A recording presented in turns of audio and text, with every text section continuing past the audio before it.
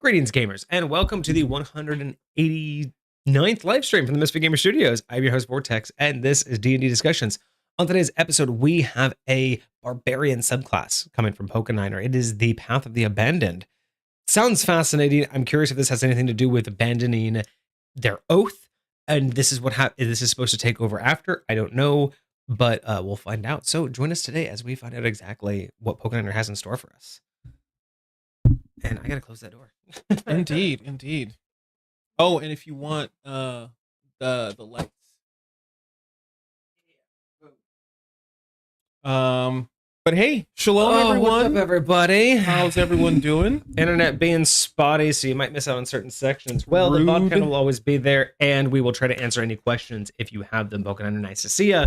Soul, how's it going? I did see what you tagged us both in. Not only did I comment, I commented and I reacted to it. So I don't know why you're asking me. You could just open Discord and see that I, responded, reacted, and did all the things. I don't know if Kage. Where I did not see this. Where is this? You're tagged in it in the Discord, so it shouldn't be. Oh, it's an art gallery. That's why I'm out here looking in the wrong chat.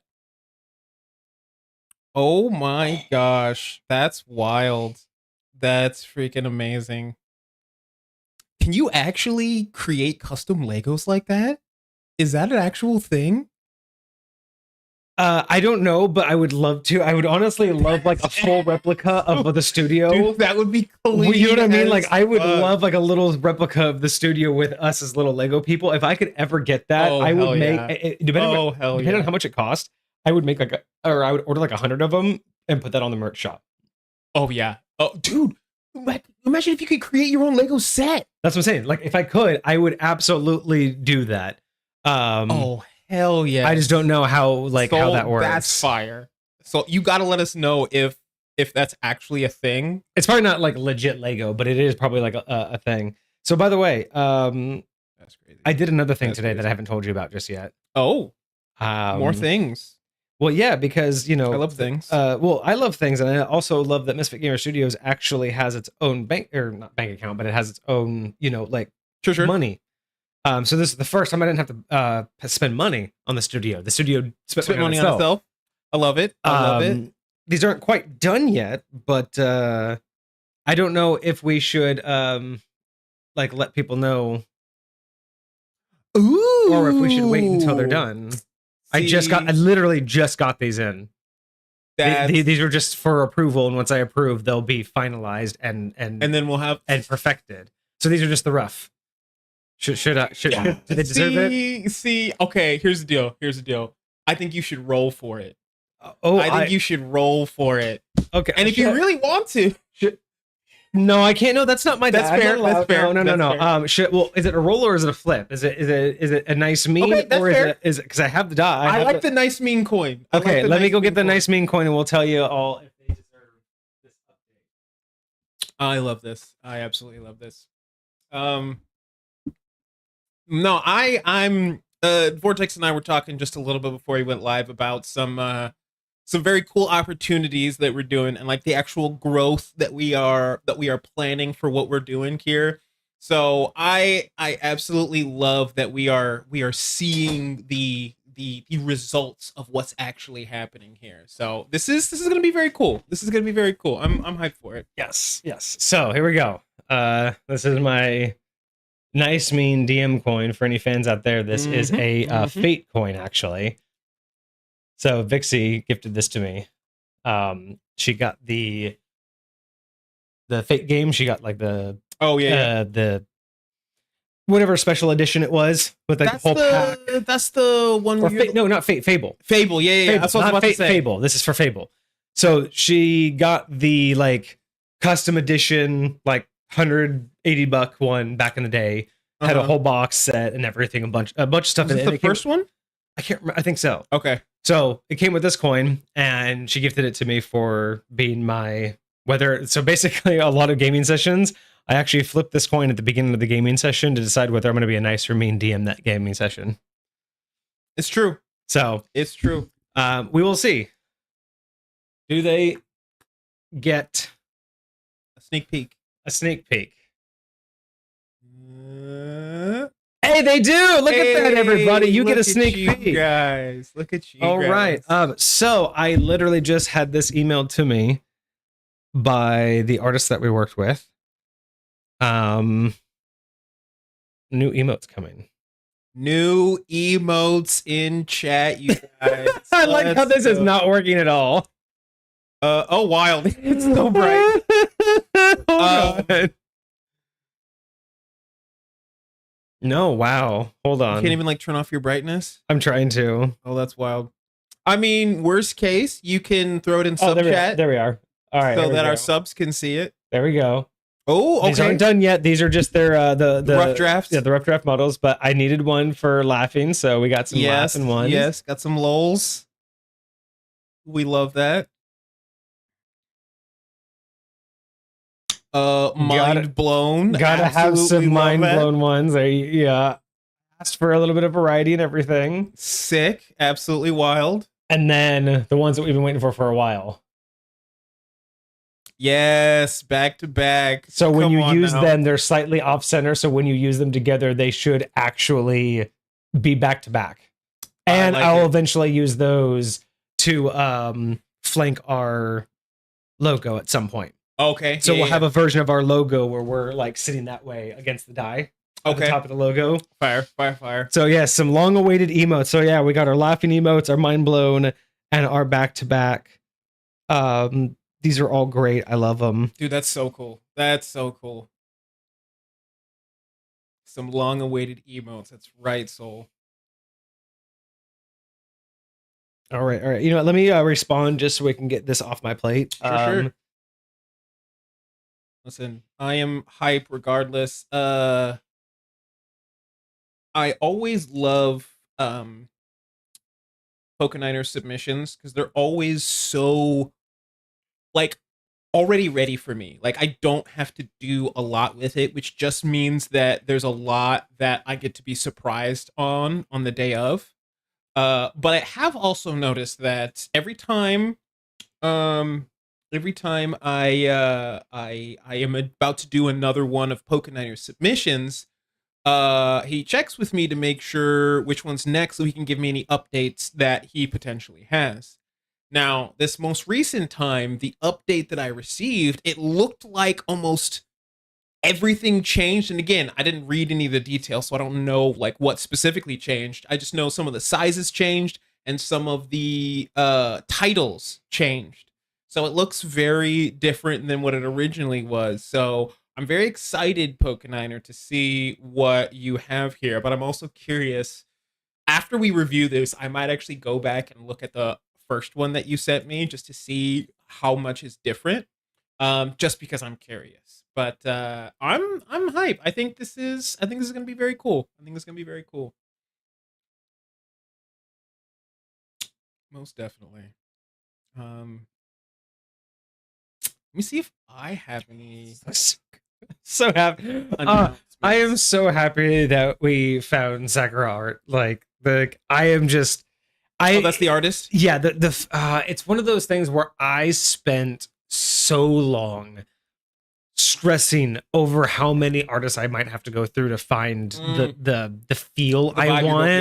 Yes, because there's so many versions of emotes that are just not what I want. And I know exactly what you mean. It was one of those, like millions to one chances, right? Where I just took a shot in the dark with this one, but they just happen to have the vibe. And yes, every time we've worked with them, every time I've done anything with them, it's like I'm just so thankful that we got. You know how like they have level of tattoo styles like Sailor Jerry and stuff like that. Yeah, I feel like this art style is kind of its own thing. Yeah, does a lot of their other work that you saw before you chose them look like the style that our artwork is similar? In? Yes, similar. So the thing that I was trying to stay away from is something called like chibi. Yes. Artwork. Yes. And I didn't want that. I didn't want the overly childish anime, chubby cheek, big eyes. Yeah. But there is an aspect where it is an emote, so it's meant to be slightly cartoony. So it was really difficult not to find a chibi artist, but also find someone who didn't just look like 8-bit or, a block. Like I wanted someone who could do detail, but knows how to do detail by not doing too much. Yeah. There's a subtlety of less is more. I was honestly thinking about that when it came to some of the shadows and our facial hair and our emotes, like just looking how they overlap them in certain ways. And like, I really appreciate how simplistic it is, but how good it looks. And when you look at it, you know what you're looking at. It's and that's like, my point. Is you have to try really hard to figure out what the heck is that. That's my biggest issue. Is I was like, I do not want an email where there's a question. I want them to be very obvious, very out there. And no, I'm super happy with who we found. They even do animated emotes, so eventually we'll do some animated versions. Oh, cool. I'm curious if they do more than just emotes. I would love to reach out to them for actual animations. Oh, like maybe like a little intro animation or something like that. Just more than just like Twitch stuff. But I don't know what there is, what they can do. But I also might need to ask them like, hey, we can use this with another artist to do stuff with, right? Because I would love to take these emotes, these avatars, and build them into our brand. So kind of like I feel like this is going to essentially be our mascot until something else pops up. I think this is going to be our mascot. And honestly, I wouldn't mind if we get to a point to where we start to animate these like in certain ways where we have just like little like cutscenes where when we transition, topics or screens, there's like a little animation along with it. I think that would be cool. It would be really interesting eventually to give the emotes or the avatars little, I guess, like familiars. Okay. So it's like I would give mine like a little dragon. Yes. So just like there would be like little animations with like the dragon, and then we can get one for you. And then again, just building out the things that would be more personalized, and how we could actually then start to like have those on stickers and have like more than just our emotes, right? So big plans, big plans. That's the whole idea, is building and building. OSRs, coming along. I finally finished all the builds this weekend, so the alpha builds are done. I sent them over to Kage to take a look at. But the alpha builds are done, so at this point, all we have to do is build the map. Once I have the map and the VTT or whatever we're going to do with it, it will be alpha testing. Once alpha testing is done, I will work on getting a developer to help us with the actual online interface, so we can do this through chat or do this through the stream with either mobile or browser. Similar to Jackbox games. And then once that's all fine-tuned, we can finally launch it, and it'll be just open to the public when we stream. So that's coming around, and I'm also working on the dice page, which I've already made strides to do that. I've put some money aside to go get the first dice sets. I've already started scrubbing my alternate TikTok account so I can rebrand that and basically start that one fresh. Cool. So yeah, gotta just basically we will start that here sooner than later. And that'll just be kind of a fun little thing that we do on the side. I love it. I absolutely freaking love it. So much to do. All the things, man. All the things. All the time. On your birthday. On your birthday.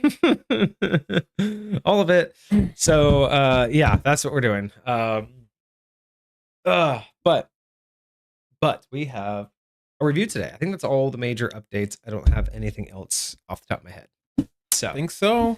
Sounds Gucci. Just more and more stuff that we hope that will not only develop our community, bring us a bigger audience, but perhaps make us some money. Who knows?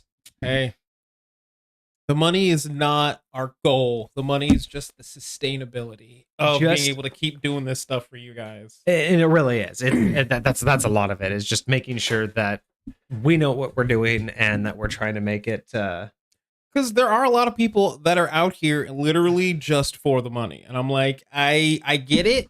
I get it. Everyone's out there chasing the bag and everything. If I thought it was possible, then yeah, trust me, I would be on here every single day if I thought there was a chance in hell I could make enough money doing this to replace my day job.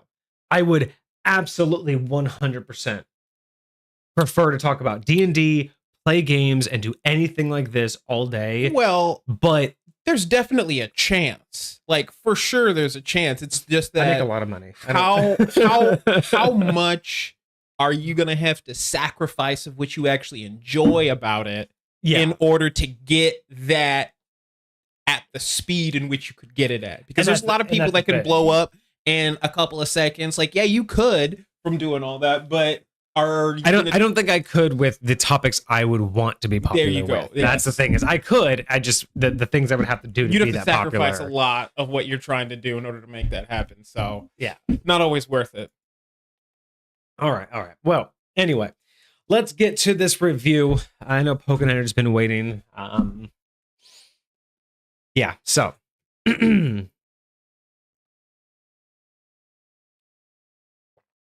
but I'm excited. I'm excited for new stuff coming down the pipe. Oh yeah.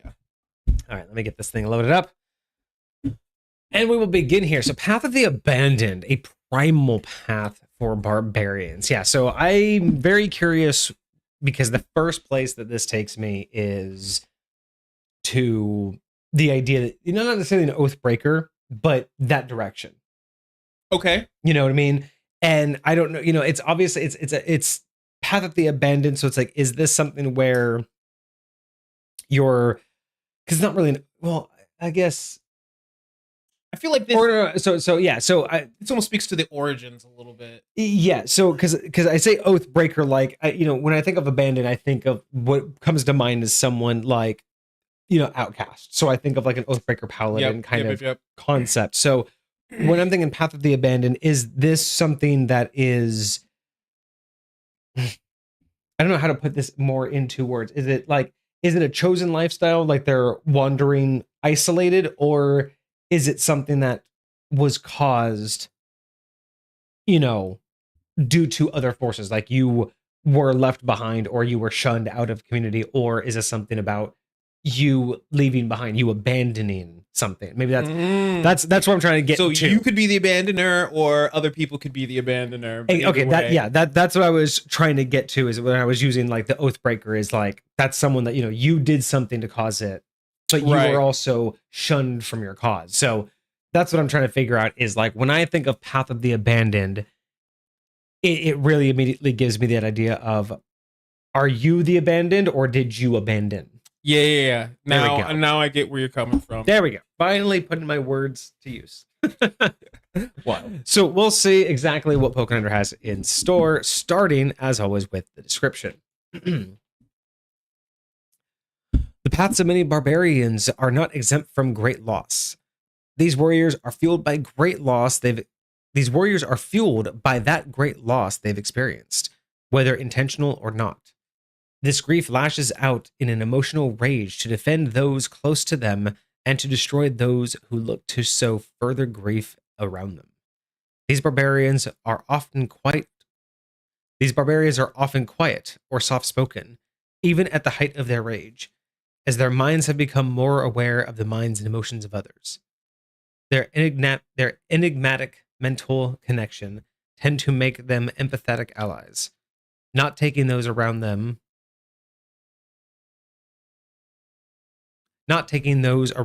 and their presence for granted. Okay. Interesting. So definitely more of these are the abandoned and they want to protect others from such loss. I did not think because this weirdly sounds like, you know, a at the very least somewhat emotionally intelligent individual who's kind of gotten in touch with their emotional side, but yet gets lightweight triggered by certain, like, it reminds me of a lot of anime characters. That's what I was gonna point that out after you were done. Is this, there's a very common trope in anime where there's always that soldier, veteran, martial artist. There's always that one character who stands on this principle alone. Their literal drive is that they've seen so much loss that they'll prevent it.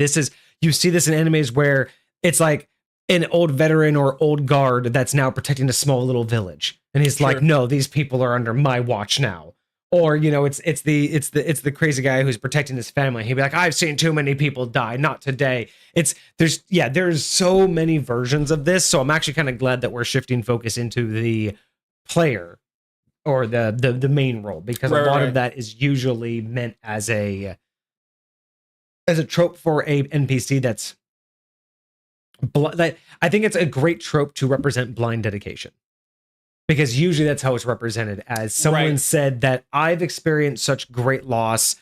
This is now the only thing I will do to make sure that doesn't happen anymore. It's like they're just so traumatized. I'll say this is my control. I had a similar experience. Like, it wasn't like some crazy traumatizing thing, but like when I joined the military, there is a huge element of hazing that occurs when you get in there, right? It happens. Oh, it happens. But a lot of the times, the mentality in which people approach hazing with is either, oh, you guys did it to me, so now it's my job to do it to everybody else, or the opposite, where you guys did it to me, now it's my turn to make sure nobody else has to go through it. Right. And so I chose the latter, like always trying to intercede for the. No, I didn't like rage or anything, but like still, it's a very similar mindset, trying to like help out those. I vibe with that. I for sure vibe with that. It's definitely a better lore representation for a barbarian than someone who wants the violence. Yes. I feel that this is Than more just of straight up revenge or anger or whatever else. Yeah, I like that. I like that this is the I will only use this from here on out to defend, not because I'm bloodthirsty. Yeah. So I don't mind getting my face and or hands a little dirty. Look at this man. I like that covered though. in blood. I do like the spear shield combo, not something that you see very often. Yeah. Do they? It would be very interesting. Let me check the original barbarians, because it's either barbarians or monks that aren't really supposed to be using shields. I thought that was monks because of their unarmored defense. They both have unarmored defense, but they just used in different ways. I remember at least one of them. Let me look. I could have sworn barbarians could use shields. I think they can. I feel like if it was going to be anyone, it would be monks. But classes, barbarian.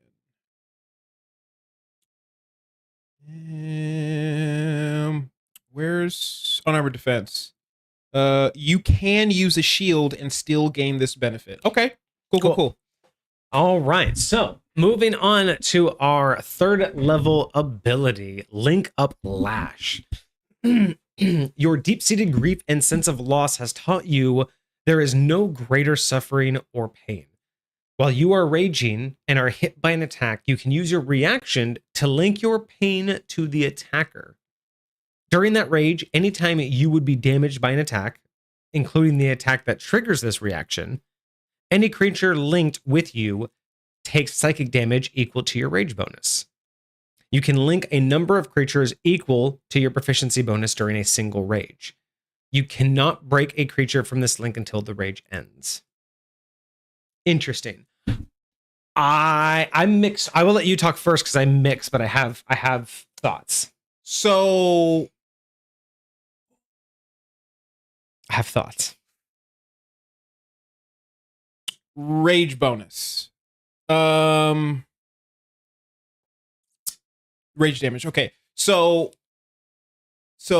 let me see if I understand this correctly. Basically, when I get damaged by an attack while I'm raging, I can then choose to use my reaction to link myself to the attacker. And whenever I get damaged from that point forward, including that point, I get to do my rage damage bonus to that person. Yes.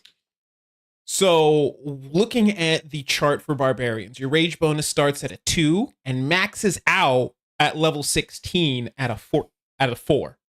So at most, you're going to be able to do 4 damage for every attack.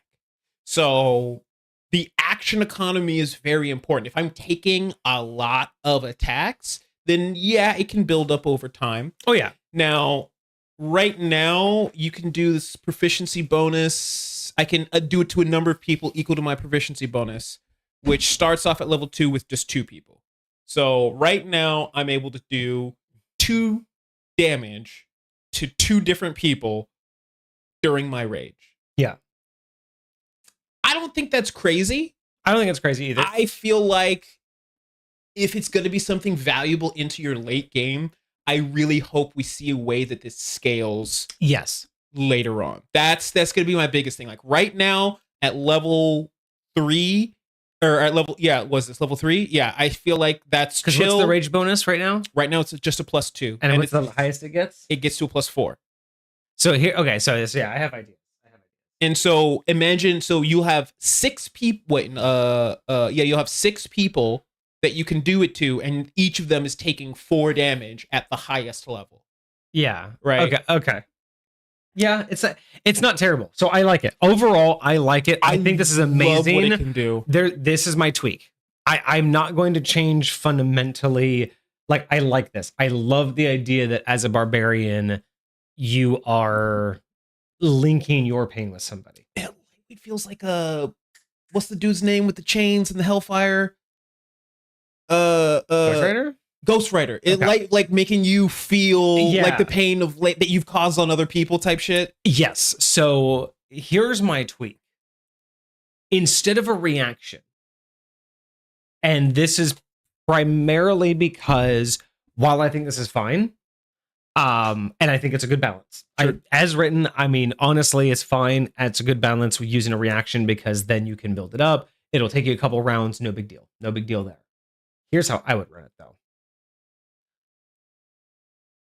Because I feel that rage is best utilized as a instinctual. I want rage to be used in character and less as a mechanic. Because a lot of the times, people are just like, oh, combat starts. Well, I rage. Sure. Of course I'm raging.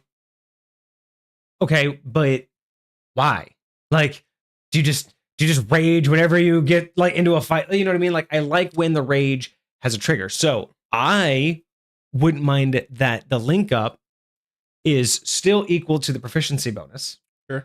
But the people that you tag is not based on your reaction, but the tag is basically the number of people that hit you before you raged. So while raging, like, you've been hit once or twice, then you rage, then the people that have attacked you, the scream, the belt of rage that you do when you rage is what inflicts them with the pain. So not only do they get psychic damage equal to something, but then what I would also do with this is instead of it being just psychic damage equal to your rage bonus, this may be a little bit more powerful, but it's also something unique because, again, changing the variations of how you inflict it. Mm-hmm. I wouldn't mind this being like a D4 for your per rage bonus. I like a wouldn't 2d4. I wouldn't be mad at that either. Because right off the bat, it's up to 2 people could hit you, then you rage, and that's a 2d4 psychic damage. And then I wouldn't mind from then on, they take your rage damage anytime you take damage. So it's a 2d4 out the gate. And 2d4 on one person? Well, as many people that you can link to. So remember, if you like 2d4 per person? Yeah. That's the thing, is the psychic when you rage, you do a one-time psychic damage of a 1d4 per your rage bonus. Mm-hmm. And then you would get the ongoing just static every time you get hit. Static as in just the flat number? Yeah. Okay. With your rage bonus. You get 2d4, like right now, to start out, you get 2d4 against up to 2 people. And then they would take 4 damage each time you got hit to start out with. So now this would scale better because eventually you'd get 44, which could be pretty devastating, and then you'd still get the 4.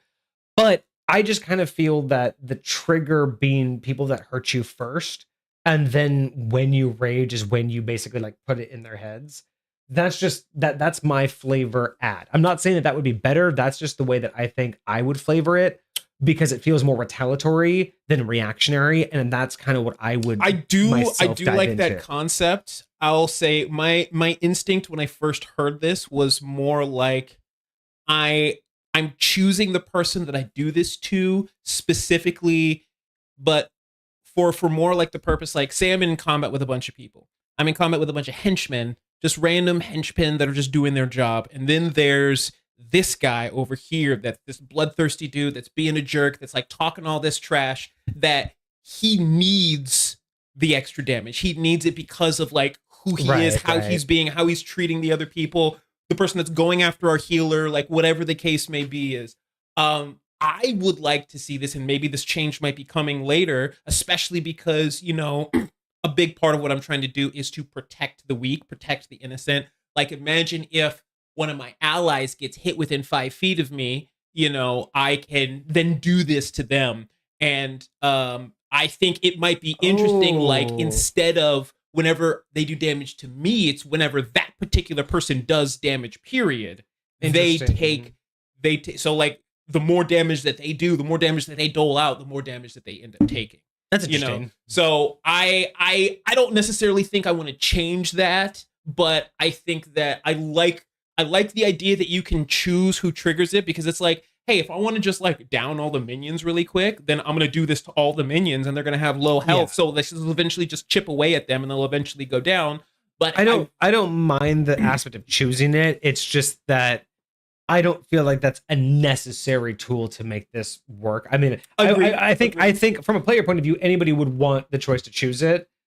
But at the same time, I don't shy away from giving abilities a environmental reaction than a player reaction. So I think that's just more of like, again, I don't think that the way it's written is bad. I just think that if I were applying this concept of like rage induced, like psychic damage, I would have run it where it's those that have damaged you already. And then when you rage, it's that scream that makes them realize what they've done to you. Because again, think about this fight where it's like, you guys are ganging up on this guy, right? You're pelting him, you're slashing him, he's getting all this thing, and then he screams bloody murder, like rage of all the pain that you've inflicted, and it hits you. It just dawns on you like there's it's that kind of built-in rage of just like when you're hunting and you hit an animal and it screams in pain, and there's a moment where you're just like, I didn't get you in one hit, like that. I feel like that's kind of the way that I would run it, but not saying that it needs to be different. It's just that would be my flavor of it. But I do still think that it could do more damage even this early. I still think that, like you said, unless we see this increase in damage, I would probably give it at least a D4. What do you think to bump it up? What do you think about, instead of letting it do more damage, you allow the different uses to stack on the same person? Meaning you still only have 2, or you still only have proficiency number amount of them. Right. But you can stack. So like right now at level 3, I could give one person 2 stacks and therefore do 4 every round instead of just 2. And then by the time you get up to level max or whatever, you'd be able to put all 6 stacks of 4 damage each on one person. So it'd be 4 times 6 that one person is taking. And that would be a little bit more decent if you want to focus. And so you can choose, hey, you 2 over here can get 10 damage each, or I can get all the damage on one person type. That's actually not too bad. I don't mind that either. I feel like it would make it as is a lot more viable if there's no adjustments later. But I highly believe that there'll probably be some adjustments later. Pokeniner. Yeah, so there you go, Pokeniner. There's 2 alternatives for you to think about, but otherwise, the simple concept of linking your pain to another enemy, especially for a barbarian, I really like that. I think that's pretty solid. Agreed. So however you want to do it, it's fine as is. I don't mind it being a reaction. I just personally would probably flavor it different. Sure. All right, but moving on to level 6, we have Suffered Mind. Your grief has pushed you towards connecting and protecting those dearest to you. You gain... Actually, you know what? Also, coming back. So I want to just take a look at one more thing here.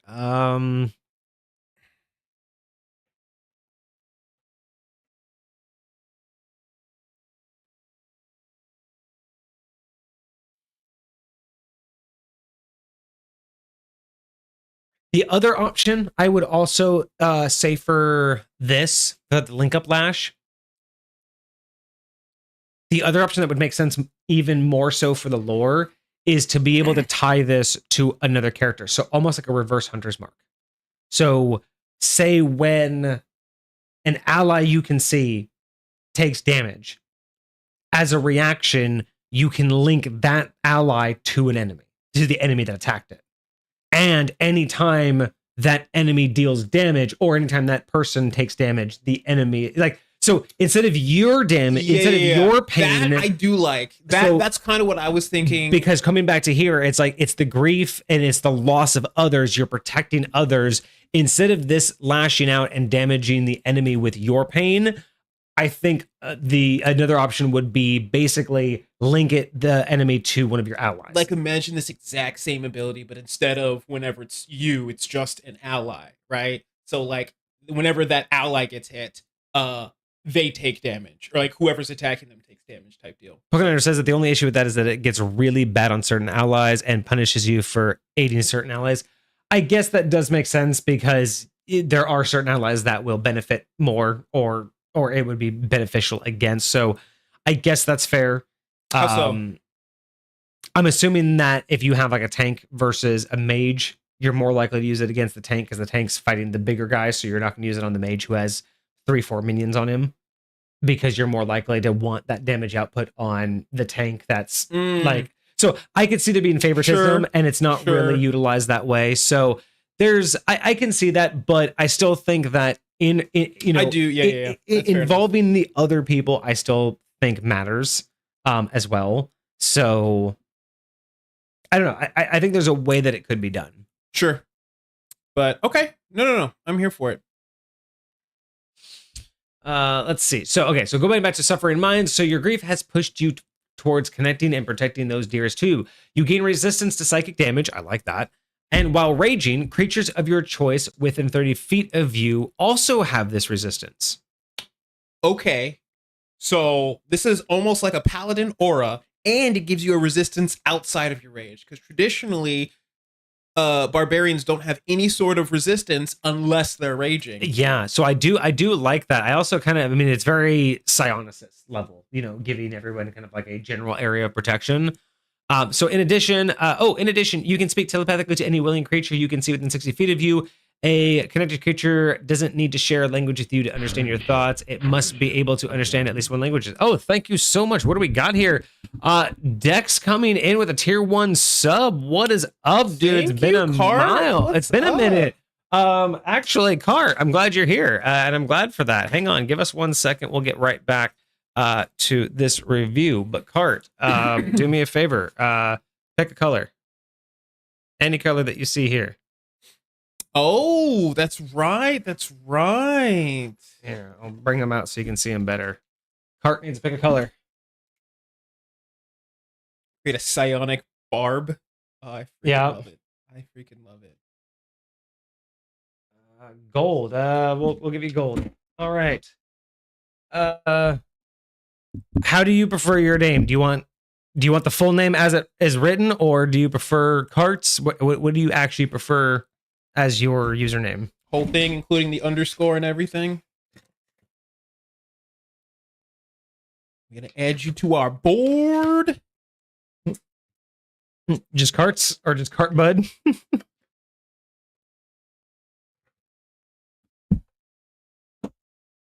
Give me it in quotes. What do you want on the board? Yes. Put it in quotes exactly how you want it on the board. Capitals and everything. Like, even though Soul Collective Guild has like underscores, he just wants Soul Collective. So how do you want it to actually look on the board? This is our new sub board. So anybody that subs live is going to get on the board. So just Carts. Gotcha. We'll get Carts somewhere over here.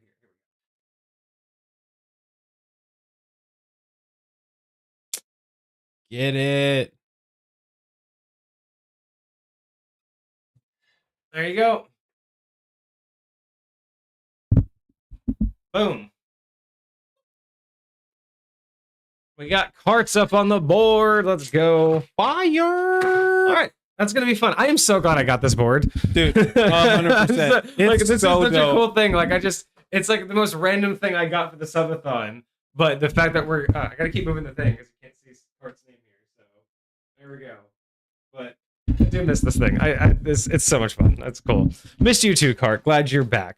We can get back to Pokeniner's review now. All right. So I think we're both happy with this because yes, it does break the tradition of barbarians getting resistances only during rage. Now, Granted, that would stay with tradition. I don't think we would be upset with it. I think for this particular lore, I'm much happier that it's an overall psychic. And I think it makes sense, especially because, again, your status, your mindset doesn't change when you're outside of your rage. Like your rage just determines, when you are going hard, so to speak. You know what I mean? So like having the ability to like toughen up, flex, do all that extra stuff, but like your mind can stay strong on a Yeah. regular basis. So I totally feel the way that they're putting it together. I don't mind giving it. Like I love the psychic resistance for all creatures while you're raging. I think that's a brilliant idea. While I don't mind, especially for 5th edition, giving it telepathy at this level, I know for me, so this is going to be a little bit of a how I would represent it in 2nd edition in High Point.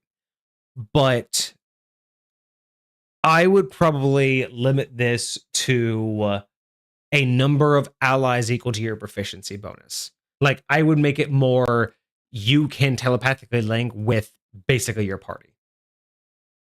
And maybe like a couple, what like depending on how the size of the party, maybe like one chosen NPC. So but this goes back to another question that we proposed not too long ago, and I still haven't looked up the actual answer yet, is when it comes to standard telepathy, when it comes to like creatures that say you have telepathy, does that mean you can link to multiple people at the same time and you can all hear each other, or does that mean you can only do one at a time? as far as I know, D&D's rule set, like by the standard, is one at a time. And so if that's the case, this would expand it to be more than just one at a time. This would be like you can create a little. I wouldn't mind that. Is whenever you're within a certain distance of your party, they all can communicate, like something like that. I would prefer that over just a blatant I can have telepathy with anyone. I really would like this to be to like, again, because the whole lore is about those that you want to protect. So I feel like it would make more sense that you want to link or create like a little hive mind with your party. So that would be my only like suggestion here, is just changing from generic telepathy to specifically within the party. Okay. But I think that's definitely now, much more would that of a limit you from like, say you're not in combat and I'm like sitting in a bar or something like that. Could I talk to a stranger that as long as they're willing? No, see, that's the point. That's what this does. This is giving you general telepathy, period. So the way you were saying you would set this up is like you are only allowed to link with allies. Or just the party. Essentially the whole, like you basically become a conduit for the party to be able to like talk to each other. Kind of like you were saying, is you become like the open line. Yeah. That's how I would like it. Just more for the role play, but specifically and for the restricting usage. anybody that's not a member of the party. Like, say you had a DM NPC, right? Like, what is it, Nadia, that runs around with some of some of the crew. Like, would Nadia be able to be included in that? I wouldn't in that particular case, because they're not part of the dedicated protection crew. Like, just going with the lore of the idea of you're here to protect. Sure. I feel like it should be like you, at this stage, you link with the people that are most important to you, those that you want to connect with. So that's why I would give you the mental link. So like I said, that's definitely much more of a 2nd edition feel than it would work for 5th edition, because that's more role play than it is like mechanical. A weird question. What if you had a poor relationship with somebody in your party? Maybe you had somebody whose alignment was evil and you didn't like a lot of the choices. Would that restrict you from doing that? Because I don't think it would restrict you. I think that it would have to be a gate or a story mechanic for you to fall out with someone enough to like you begin to lose telepathic connection with them, because your actual connection with them is waning. Like if they turned out to like be working with the BBEG and backstabbed you, I could easily be like, yeah, the telepathic connection's now severed between you two because you no longer want to protect them. Kind of like that kind of thing, right? But that's the kind of stuff I prefer to play with. I don't know. I wouldn't say that this is bad. It's just a little bit interesting that within the lore of wanting to protect people from loss, you can suddenly talk to people telepathically. You know what I mean? Like it's a weird leap of understanding if it's not directly tied to my allies. Yeah. So that's the only reason why I'm bringing up that. For me, I would narrow it down to make it make more sense. But I see why 5th edition would want you to just have telepathy. I just don't know if it makes sense lore wise for me. Sure. Okay. Cool.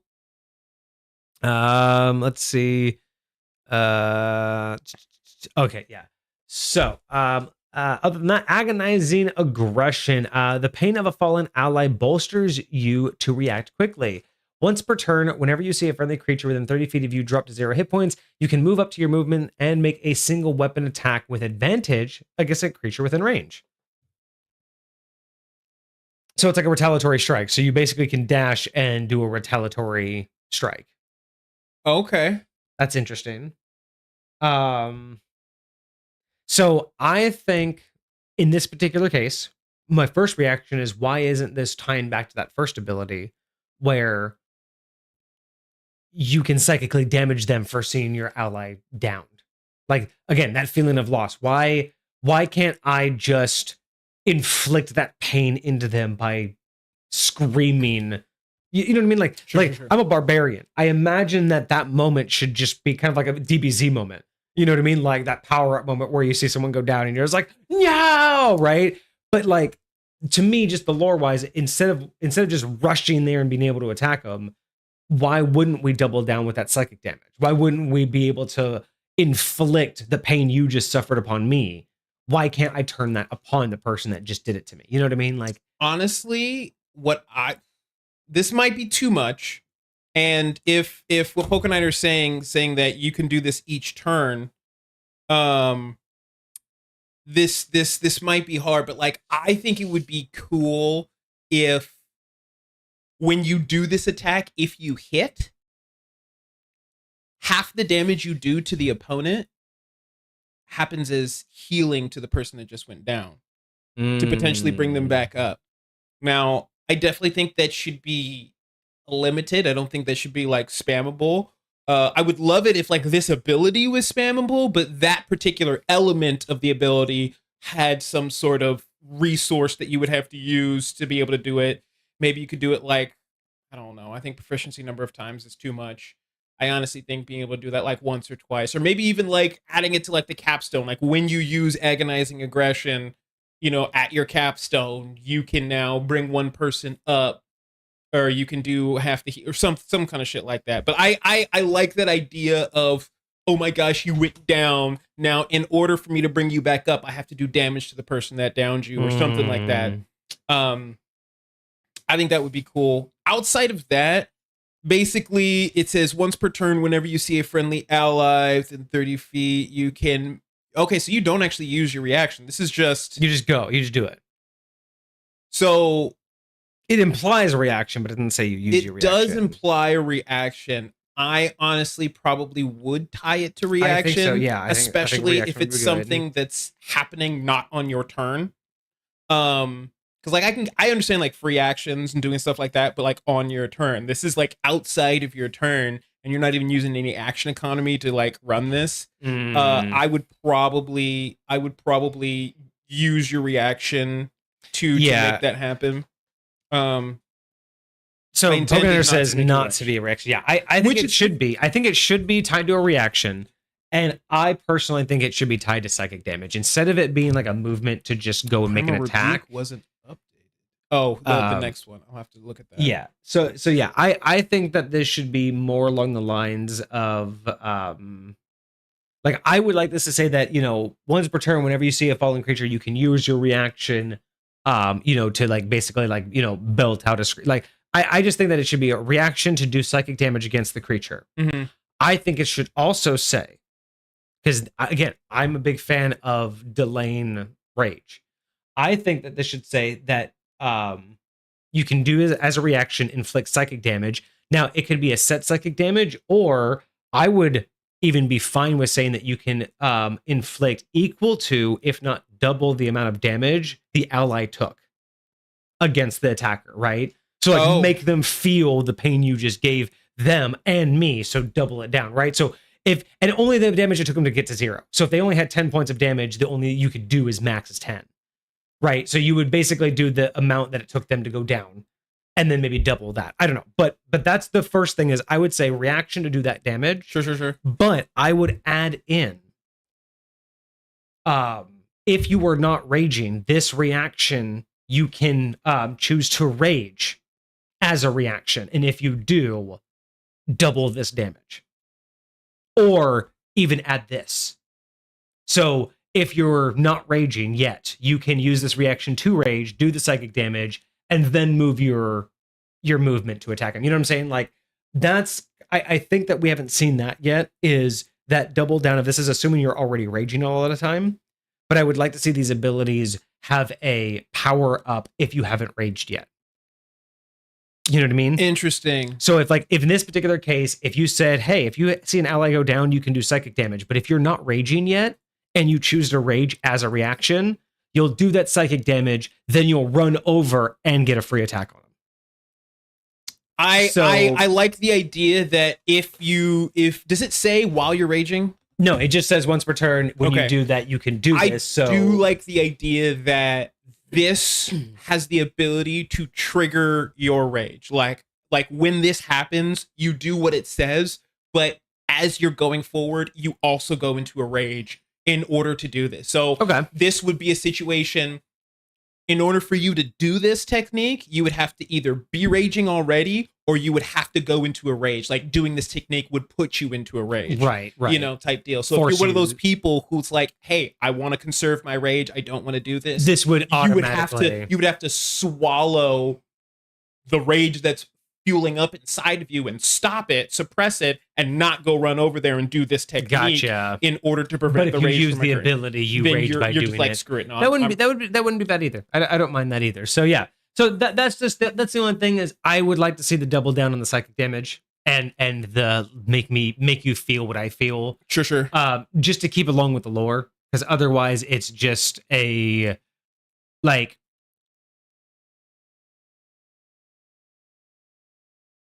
I don't know. It's not a bad move. I just don't know if it fits with this particular build. Like, I like the move in general. Say someone go down and then you can go basically retaliate. We saw that long time ago when it was the anime superhero. Oh, we did very, very early probably. on. But there was something similar to that, where if you see an ally go down, you get like a boost to some shit, right? So I do like the overall concept. I just feel like we saw psychic damage and then never saw it again. Sure. So.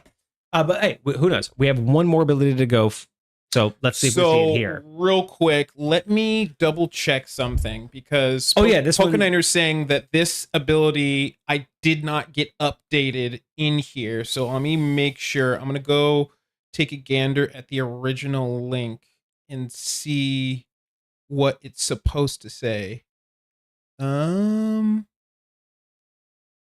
This is what I have.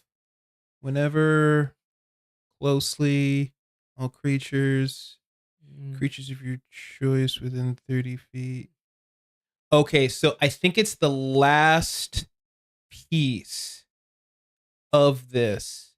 There is a section. So the third paragraph, the one that starts with creatures, that needs to get updated. So creatures of your choice within 30 feet? Yes. Instead of, it's just all creatures. So it's all creatures linked to you within 30 feet.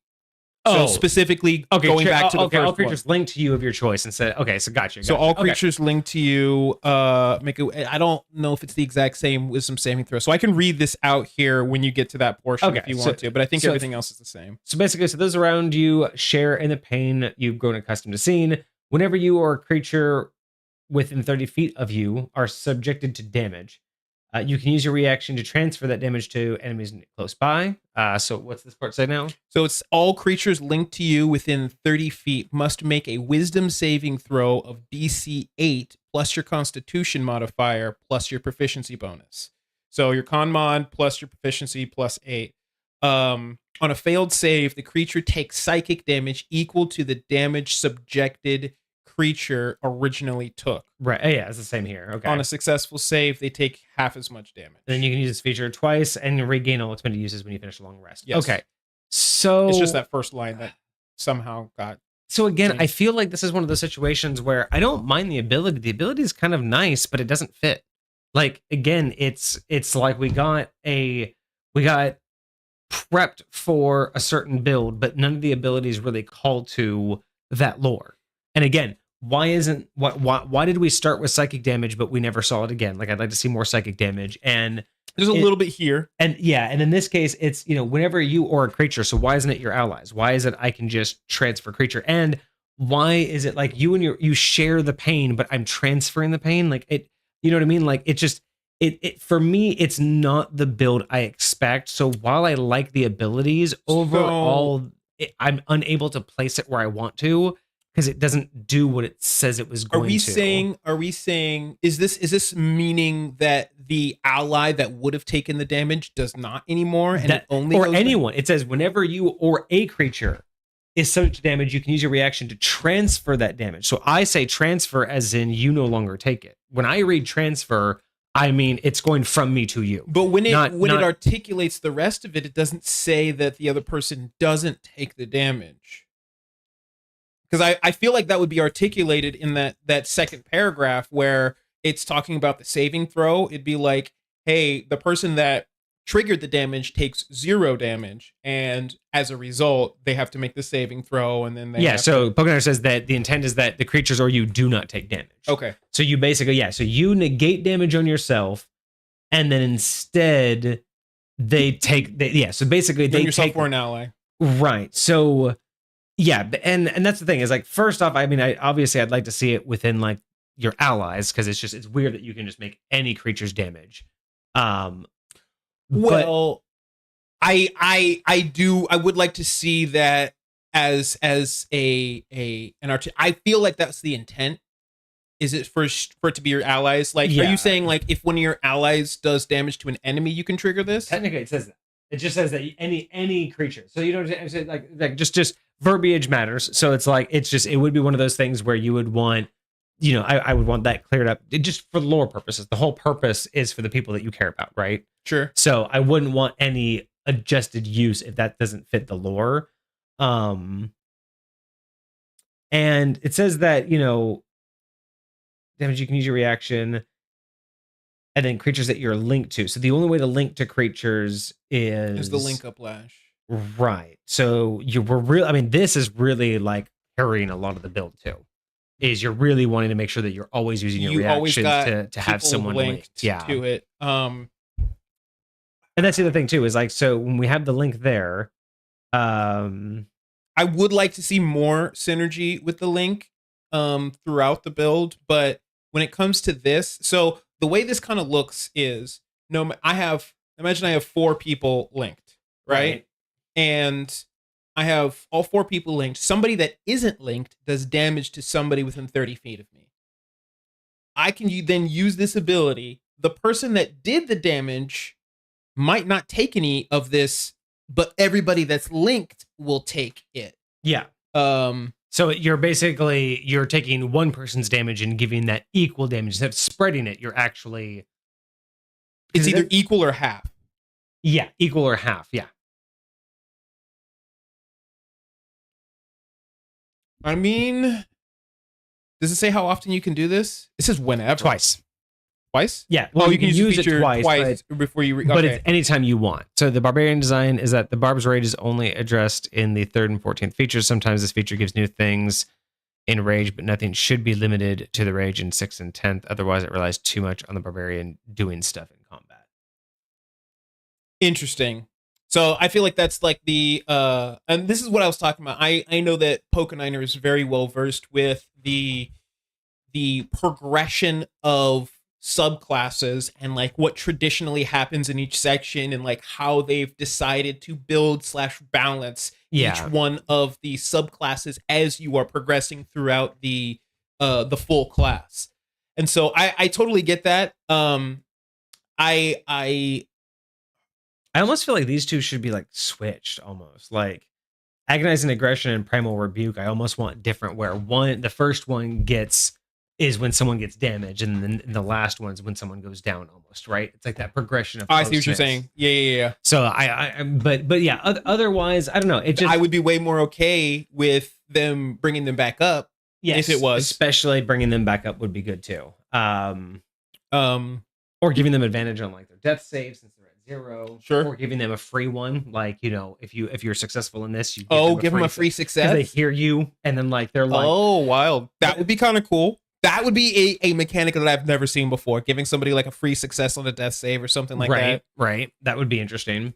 So yeah, I feel like when it comes down to it, for me, I'm just getting caught up on the idea that going based off of the lore and what we know is fueling this person, I just feel like the abilities, while good, like these are fine for a barbarian. I just don't know if this really fits like the purpose of the barbarian that we're building. I'll say I get that everything is tied around reacting to people getting damaged and hurt.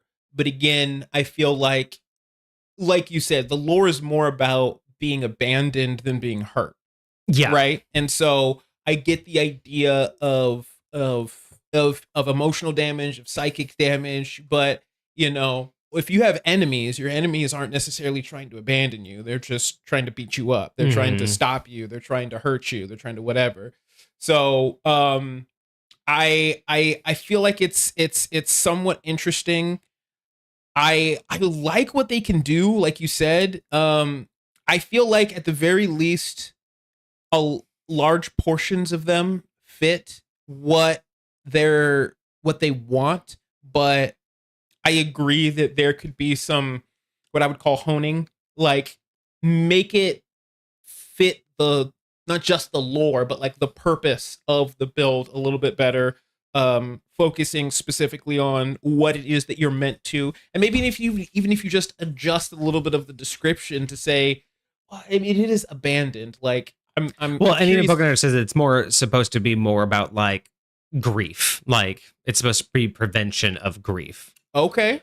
So, you know, and again, Okay. with that, I think there could be more triggers on other people's pain than that, right? Like, I that's where I'm kind of just feeling like. So you want more of the abilities to be triggered on other people's pain. That would make it seem a little bit more like understandable. Or again, the idea of, you know, we kind of got this idea. I don't mind the idea of like sharing the pain with the enemy. Like, if you're hurting the people that I care about, I want you to. Now you're going to experience what that hurt is like. I love that idea. I'm just not really feeling it as much.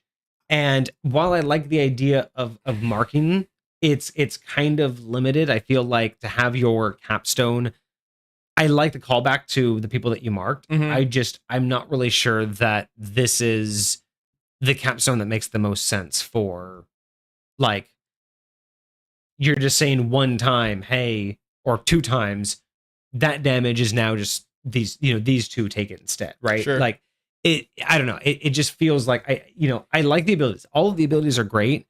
I think that there's a disconnect between the intent and the mechanics. And that's not necessarily a bad thing. I think that both have a place. I'd almost like to just see this thing split up. I'd like to see a barbarian focused on like prevention of loss and grief, and really focused more on like the reaction of what's happening in the party. And then I'd almost like to see this just get slightly readjusted, because I like the reactionary barbarian. I like a barbarian who's very situationally aware. I just don't know if the two fit perfectly. So you see, I'll say what it sounds like is 3 of the 4 abilities that you get are based upon either you or your allies being dealt damage, right? And so like I get the idea of like somebody inflicting pain on your people and going that direction. So like I do get a lot of it is based on kind of reactions, because I mean it kind of has to in a scenario like this, because in order for it to be based on other people getting hurt, like I have to basically react to that. It has to happen first in order for me to be able to be like, okay, I'm mad about that, or okay, I'm going to go do something about that. So like, and being based on grief, I'd almost want something here where the number of allies, like I would almost expect you to have bonuses for the number of allies downed. Like there should be some kind of like, you know, thing in here where for every ally that's at 0 hit points, you have X number of damage or X number of to hit, right? Like the grief is getting to you kind of thing, right? Interesting. Something like that. Or vice versa. If you're in a fight, for the number of enemies that have been downed, you have advantage or you have a plus to hit because you're able to pull out the grief of the enemy. I Like you're able like to the weaken idea, them. kind of a combination of both of those, but it's for the number of allies you have down, you increase your rage bonus, which increases the amount of damage that you do, right? Okay. So it's like the more my allies that are down, the scarier that I am. Yes, Right? I don't Like, mind that. I think that would be a really cool idea. Ooh, there could be another one on here where if you hit 0 hit points, you give a buff to your allies because you've been such a cornerstone of the team that you going down gives them a grief bonus. So you know what I mean? Like you could basically, because what other creature? No one ever gives a bonus when you're down. Like no other like build ever actually gives a bonus when you go down. If when you go down, so barbarians take half damage to most types of damage, right? So imagine when you go down, you give all of your allies within 30 feet of you or something like that temporary hit points equal to the amount of damage that you took. And could be that. So even if you took 30 damage, the damage you were dealt was 60. So right. Like, imagine getting 60 temporary hit points real quick when the barbarian goes down. It gives everybody else a decent amount of survivability. Now, granted, it's only the people that are within 30 feet, so a lot of your ranged people might not get it. A lot of the people that are out of the fray might not get it. But imagine, well, even if you no, because like I imagine this weird like psychic pulse just like emanating from them and just like affecting all of the people around you when you go down.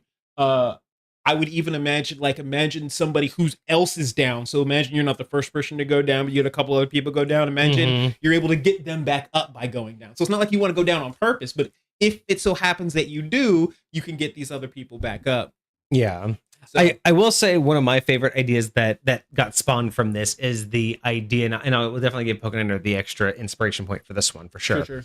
Is the idea that barbarians, and this will probably be in the actually the APHB. This will be one of those ones that we'll put in the APHB. Kind of like along with when you're creating, creatures, having customized loot and things of that sort. I would like to see barbarians have more rage triggers. And what I mean by that is I want it twofold. I want two different sides of this coin. Because back in the old days, there were things that could do this. But I want two sides of this coin. I want forced triggers.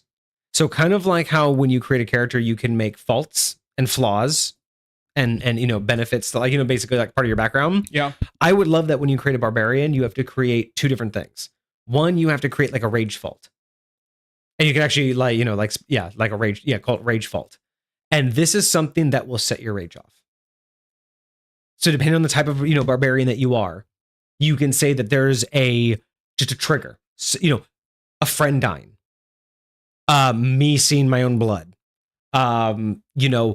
Seeing fire or seeing something that I care about on fire. Like you depending on what it is, but the idea would be you have to create a semi-flaw to where if it narratively happens, it just triggers rage. But I would also like to see on the other side of that coin is what we were talking about here. I would like to see more abilities or at least more subclass features have a static ability. Like, when you're raging, XYZ happens, or, you just get something because, you're a barbarian. But I would like more of these to have if XYZ happens and you rage, or XYZ happens and you are forced to rage. Like, I would like to see more of these abilities have a in tandem aspect of if you haven't raged yet, this also happens. Because again, I would love to have more reasons why barbarians aren't insta-raging just because you rolled initiative. You know what I mean? And having abilities that have benefits if you haven't raged yet. To say, if an enemy goes down and you haven't raged, and you now rage as a reaction, you can get all of these extra benefits because you're reacting to them going down. But if you were already raging, you wouldn't get it, right? Sure. That's what I want to suggest. I do like that. And that's the idea that kind of Pokeniner has spawned. Is I really like this idea that rage needs to come with this idea that if you haven't done it yet, certain things should manifest it. But I also really like just fault triggers. Or rage triggers. Rage faults. I think that if we go that direction, an important piece is going to be kind of similar to if somebody's a werewolf. Right? Ooh. Like giving them some sort of saving throw on those probably more flaw-based triggers, just so that, say if I'm in a meeting with a king and one of my rage triggers is them saying a certain word. Right. I don't want him to like say a certain word and then whether I feel like it or not, I go into a rage and start fucking shit and up. that's what Marty mentioned is what about a calm fault? Like what about a calm trigger? Like, so what if there was something that could trigger you like a safe word? Or like what if just the smell of dandelions gets you out of rage? So what if you're fighting in a field and someone's like, I rage, and you're like, you can't. Like, what do you mean I can't rage? Be like, you're in a field of dandelions. No, I can't. No, what do you mean I can't? Be like, you're in a field of dandelions. You're as calm as a button. Like, see, I would like the same thing to occur. Because imagine you're in a field of dandelions, but somebody just killed one of your allies. Oh, and then you have to roll for it, or like you have a struggle. Like it would be. See, in that situation, I would totally be like, fine, you can rage. You are going to take a point of exhaustion because there's a clash, but you still rage. Like I would do something like that. Sure. I would just throw a conflict of interest like issue. But I think that could be great. Is things that could be used for you and against you. And they don't have to be like crazy, like, major, but like again, you could just have them as fun. It's like, hey, I will insta rage if someone kicks me in the balls. But what if that was the anti-rage? What if the only way to get you out of rage instantly was to kick you in the balls? I mean, so you know what I'm saying? Like a lot of people could have fun with that, and I think DMs could have a lot more fun because you would treat it similar to, because I know rage really isn't you becoming like a berserker, mindless heathen, right? It just means that you've lost control of your emotions. So in roleplay, like you were talking about with the king, that doesn't necessarily mean that you just pull out your axe and just start hacking everybody. Sure. But it probably means that in the middle of his speech, you would probably get overwhelmed and you'd probably slam your hand on the table and be like, enough of your lies. Be like, excuse me, I'm so sorry that got over me, right? And but that's what that's what I imagine roleplay rage is like. It's not you being so barbarian, I'm gonna slaughter everyone. It's just you can't control your emotions. So in that case, if someone triggered you, it would just be harder for you to not say what's on your mind, not tell them how you feel. But again, I feel like there's a lot more play with how you could do that, and almost treating it like a mild version of like werewolf, lycanthropy, yeah. Where you have triggers and then you have things that could untransmute you, right? So it's kind of like that, where you gotta. Everybody knows the barbarian has a trigger. Like, what if there's a barbarian who just is like, I'm an ex-drinker, so anytime I drink alcohol, I'll go rage.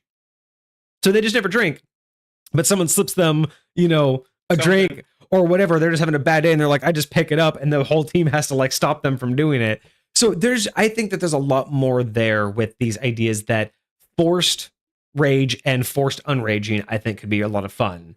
As just general options. But I really think that in subclasses, I think rage is underutilized in the sense that, yes, it triggers a bunch of stuff while you're raging, but I feel like there's an untapped market of things that should benefit you when you rage, right? Like situational rage. What's it called? Almost like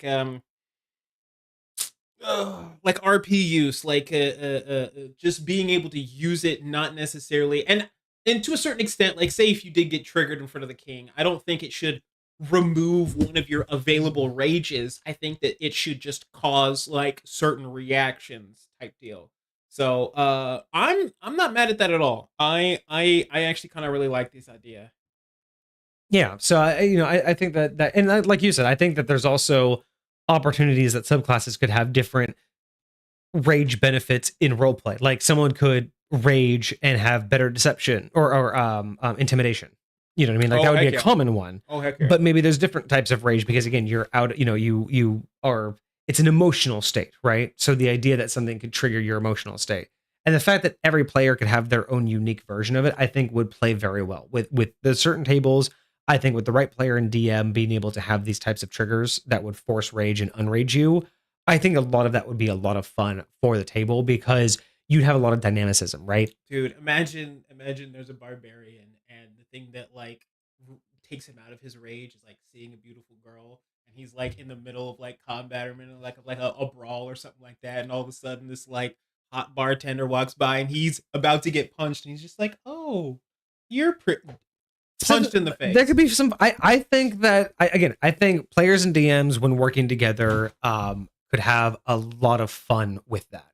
So yeah, I think that as long as the players directly involved in choosing those and making it part of their character's backstory, I think there would be a lot of fun. Yeah. Because I have similar things for like lythrocampy and whatnot, like other diseases that have those kind of triggers. So it is kind of fun to think of.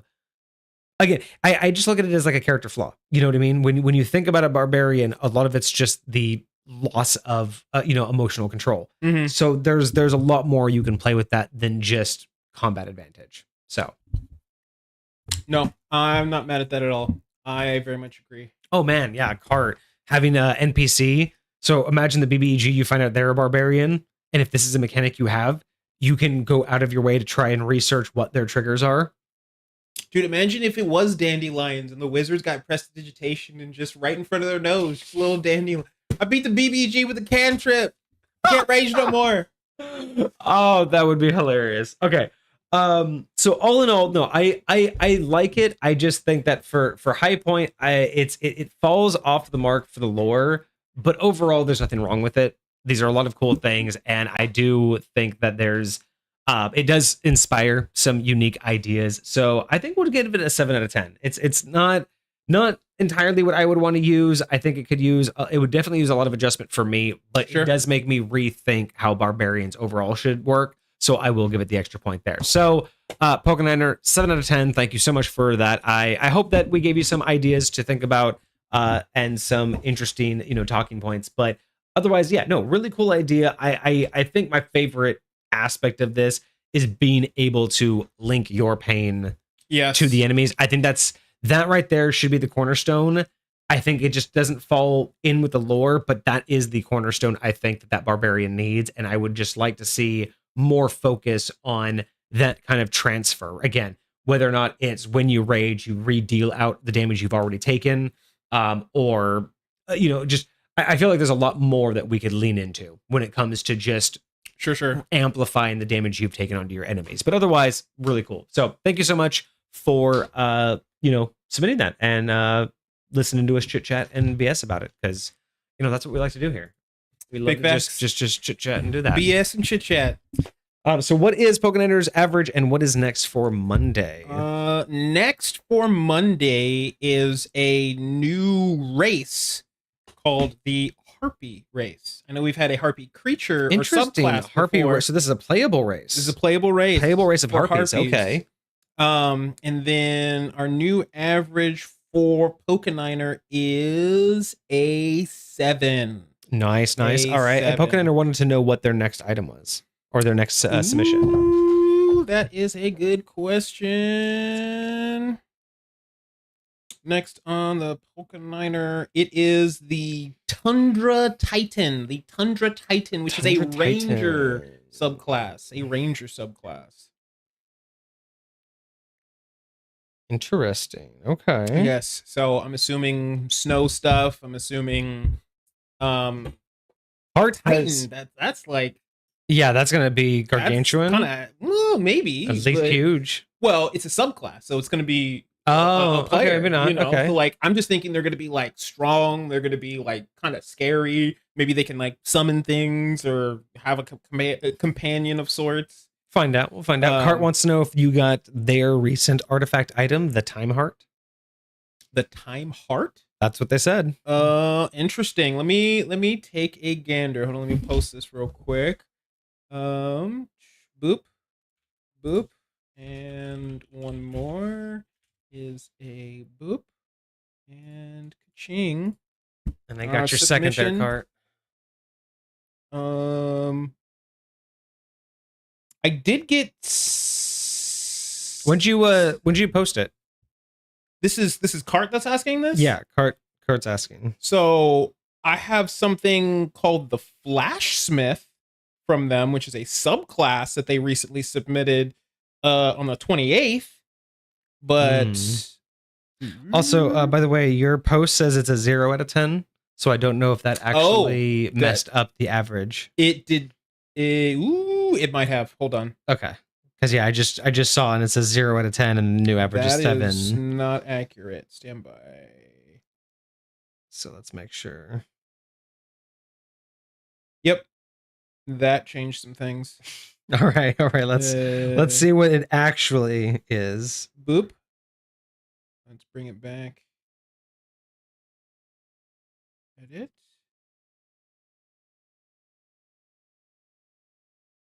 Boom. It is 8. There we go. 8 out of Okay. Their average is an 8. We got you, Pokeniner. Don't worry about it. We got you. I got you. Order of operations. Very, very important, friends. We got you. Don't worry about it. Don't worry about it. But no. Oh, yes. And the next one, the Harpy, is from Desmar. Okay, we got one from Desmar. Nice. Okay, Cart, you're going to submit that new Time Heart probably tomorrow then. Okay, there was just a mix-up on which one they sent us. Fantastic. Okay. Well, if you guys are out there and you want your own item, creature, race, whatever you've created, if you want that reviewed here live, you can always submit that via the Discord. Link is in chat.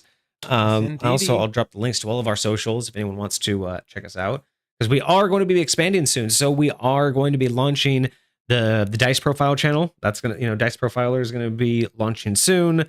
We will have our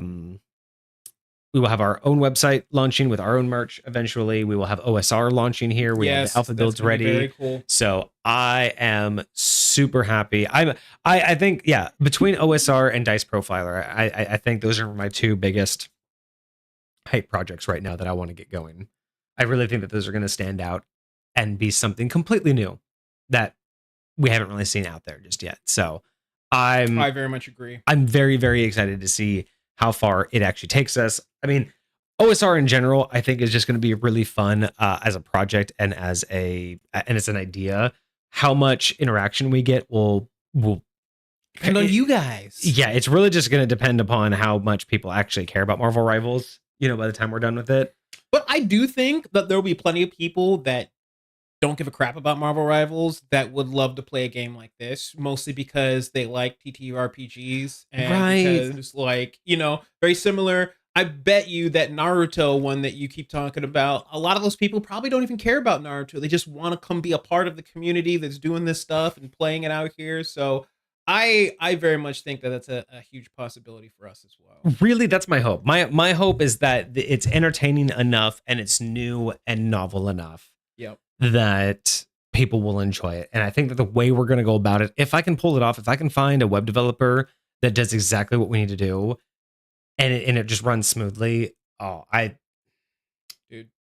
Yeah. I feel like the simplicity of what we're trying to do is going to be easy enough for us to just do, right? Like to when it comes to like creating and building apps and doing all that other stuff, like I don't think it's going to be like a huge endeavor that's going to be like super crazy for us to implement. Even a lot of the adjustments and edits we might have to make over time as things grow, as things change. I don't think it's going to be crazy dramatic. I think the idea that we have is basic enough, that it's going to be fairly straightforward. So. And that's the thing is we're not trying anything groundbreaking. We're not reinventing the wheel. We're just taking very simplistic aspects, but theming them with, a current game. So yeah, so alpha builds are ready. We should be alpha testing and doing some actual on-stream alpha testing this month. I just have to get the map. Once I do the map and finalize the action economy, we will be able to do one-shot rivals live on Twitch. Rivals. It's going to be, man, it's one of those ones. It's like there's a part of me that I'm fearing its success. You know what I mean? Like I'm fearing that it's going to be so good, and I'm not ready to for what's going to make it actually better than it is. Right. So I don't know what we're going to do, but it's going to be pretty fun. But yeah, the Dice Profile channel, I'm really stoked about doing that. I don't even know why. I don't know why that entices me, but I feel that as long as I've been on TikTok and as many different dice channels as I've seen, they're all basically the same. They all just show shorts of cool looking dice with some music. Sometimes they do some fancy work. Sometimes they just roll them. Sometimes they're just pictures, but that's it. Every dice shop is the same. They show off a new bag of dice that they bought. They show them off and say, buy these from me. It's like, so wait, so you just bought them for them. Like, there's no intrinsic value other than you have a supplier that I don't know about. Sure. Like you might, and it's kind of like time and place. You might see them on the TikTok shop and go, oh, that's the exact type of dice I've been looking for.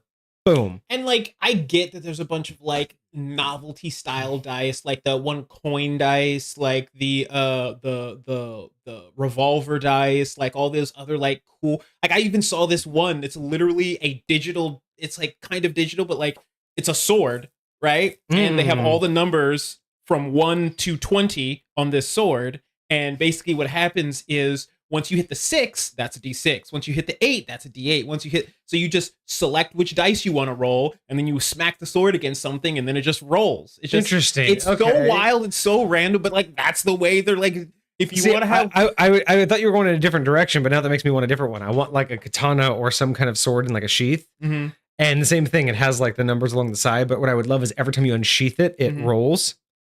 Oh, okay. So like you can actually like twist the hilt where you select the die you want. Oh, that would be cool. And then you just unsheath it, and then it like and then it like shows you a number, and then you can sheath like there's so many ways that you can do it. But I do think the dice personality profile, I think that is going to be something completely different. What's going on, Hecate? Nice for you to show up. I think that's going to be what sets it out, right? Is being able to not just buy a cool set of dice, but also be able to have something that's above and beyond what you normally get, and something that feels connected to the die, right? It's not just some novelty that we gave you. It's truthfully a story that this die has been telling. Right. And I genuinely feel like that specifically speaks to the type of audience that D&D attracts, because I have yet to meet any, like there are very few people that like play D&D that have like zero connection to their dice, right? Like most of them, they will have some sort of like routine, ritual, some sort of whatever, because I mean, like what else are you gonna do, right? And so having a little personality profile for your dice, knowing like, oh, this is what my I feel like that very much, I mean, definitely not everybody, but I feel like there's going to be a significant group and or audience of people that are totally I feel that too. That. Like, what do you, I mean, we have a decent audience right now. What's up, everybody? Nice to see everybody hanging out here right now. Yeah. What do y'all think? Like, so when it comes to the personality profile, if you were searching for a pair of dice and you found, a pair of dice on two different websites, but one was say $2 more, $3 more, but came with a personality profile, a little card that, was written out that had some basic information about the first 100 rolls. Like someone, rolled that die 100 times, documented it, and gave you, how many 20s, how many ones, what number was rolled the most often, what number was rolled the most consecutive. And even on the back of it gave you like a QR code or a link to the video that you could watch it actually be rolled 100 times. Would you spend an extra $3 on a set of die, or even just a D20, for that little piece of, like that, basically like a certificate of authentication that signed, stamped, whatever, that just says this is what this die did the first 100 rolls before you, and then was packaged and never rolled again, right? Like actually comes to you, see, like, is that worth it? Would I feel like it is? I would. I know I would. Personally, it would be a situation where I would go on that website and I would continue going on that website until I found a dice that vibed with me, where the personality profile was like, that's what I'm looking for the dice that I want. Like if there was a dice that like had, a bunch of like, it rolled like maybe its favorite number was like a 13 or something like that, and my lucky number was 13. Exactly, like right? It would be a situation where like, not like the stars align, but it would be a situation where it's like, oh, this one vibes with me, right? And so like knowing those things in and of itself has a lot of value. Like whether they vibe with me personally is gonna be up to chance. Okay, but like everyone in the comments seems like, I mean, so far everyone in chat seems to be like down with this idea that this would work. And I'm like, I'm so into it that I almost went this weekend to the game store and bought dice to just start it up. The thing is but the thing is I don't have like the tickets yet, and I'm getting the logo fixed. But yeah, I really want to do this. I think that would set us apart just enough to be interesting and fun. And it would be something that I could do almost every night. I could just go into the back, the tavern, set up, because what I would end up doing is eventually doing it on TikTok, where I could do TikTok live episodes. Yeah. Then just download that, put it on a VOD channel, connect it to the merch store, and boom. Every night, just come home, spend. The perfect way to do it. I mean, how long would that take me? 20, 30 minutes to roll 100 times? And that's it. Maybe. Just go live an hour a night, do 2-3 sets of dice, literally just upload it to the website, and then I'm done. And then, I don't know how easy or hard it would be, but like, well, maybe it'd be hard if you wanted to pause at every number. Because like, I imagine if you have this video, like I would love to see it if it was like a time lapse or like sped through. Oh yeah, through a lot of it, but like maybe it like landed on each one of the numbers, or maybe you'll have like a screenshot of like every number that was like so rolled. The goal or is that, so the goal, like, there would be a YouTube channel, and every die you buy would have like a QR code, and that would probably be more expensive to do individual QR codes. But you could probably also just do like youtube.com / and then I could hand write like the thing. But basically the idea is that you could go to the YouTube channel, or even just a code. You could just type in the code, it would go to the YouTube channel. Actually, that would be the easier thing. I would just have like Excel every time I buy a piece of dice or a dice set. I'd put it in Excel. It would generate me a unique code. I would put that code in the title in the VOD channel. So when you got your die, you could type in your code and it would take you to that video in the VOD channel. So you had the full VOD where it was the whole 100 rolls. But on the TikTok channel, there would be like shorts. And that die would be like, marketed. And it would do like, the 1st, the 10th, the 50th. Or if there was like a series of them, like anything that would be unique, would like the short would be based off of. Can you change like comments after you've posted a video, or like change like the description after you post it? So imagine like you put these out there, and then when somebody like buys that, you put like sold to X, Y, and Z or something like that. Oh yeah. But honestly, it's either that or you don't do that, because then it's click through. Because if someone's on the YouTube channel and they see, I want those dice, they click through. Then they see on the website they're sold out. So what do? They continue shopping. Sure. Instead of, if they're on YouTube and they go, oh, they're already sold, I'm not going to go bother looking. And you could even do like little series on that particular channel where you do like a short, but it's not of the whole roll. It's just, hey, I just happened to get 10 20s in a row on this dice, and I want to show like live and in person, I got all of these 20s, no cuts in a row. Like, because you're gonna have so many things like that are just gonna be like, well, that's why I want to do a TikTok live channel where I would just come home, go TikTok live, do rolls. I could be off screen. It would be literally completely off screen. I'd be like, hey, I would show it off, talk about it. I'd do my 100 rolls. I'm sitting there, I roll. I'm just typing on the laptop side by, just roll, type. After 100, be like, hey, it's on the website now. Here's the second die. Boom, boom, boom, boom. I'm just sitting there narrating like, oh my God, we got 10s. We got the 7th 10 in a row. Oh, and there it is, a 3. Now we're done. And you can just sit there easily narrate it. Imagine the first time you get 1 through 20 in a row. Oh yeah, bet money that's going to happen at least sometime. And you know that, like, and those things are going to be like ways that you can easily bump it up, right? If there's a die that actually did 1 through 20, like if there's ever a die that does 1 through 20 consecutively, that's like $100 worth. Like, that's literally $100 die. That's what I mean. Like, imagine you could like give like each die like an achievement. And again, I mean, yeah, and that's what it's point. Like, that's the point. Like, is the straight die, or this is the be so, and that's going to be the whole point, is each and it's primarily going to be the D20s. Like, I'll start with D20s. I will do sets, but I'll only profile the D20s. Sure. So I think it'd be way too much to start profiling all these other. So it's like, if you might be able to buy the D6, the D4, the percentiles, the D12, all of them as part of a set, but the profile will only come for the the daddy D20. The daddy D20. I love it. But yeah, I think that would be such a cool idea. I'm excited for it. And, I may even just start grabbing die, like just going to the store and start like shopping for dice. Because once I get the logo finished, I'm ready. I just got to, drafting up the little cards is going to be too easy. Sure. Drafting it up and printing it is going to be more of a challenge. Do you have a particular idea of like what type of paper you want it on, or is it just like I have all the ideas. Paper? It's just getting the design. So I have to figure out where I can print it from, like en masse. That, or if I can do it myself.